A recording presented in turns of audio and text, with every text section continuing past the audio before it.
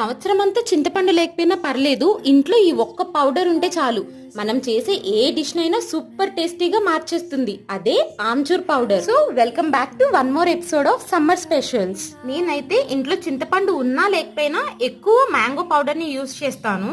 So సంవత్సరం మొత్తానికి నాకు కావాలి కాబట్టి ఇక్కడ నేను 10 మ్యాంగోస్ తీసుకున్నాను. ముందుగా ఈ 10 మ్యాంగోస్ ని నీట్ గా కడుక్కొని పీల్ చేసి ఇలా చిన్న చిన్న ముక్కల్లాగా కట్ చేసుకొని ఎండబెట్టుకోవాలి. ఇన్ని రోజులు ఎండబెట్టాలి అనే కంటే ఒక మామిడికాయ ముక్కను తీసుకొని విరిపితే టక్మని విరిగిపోవాలి.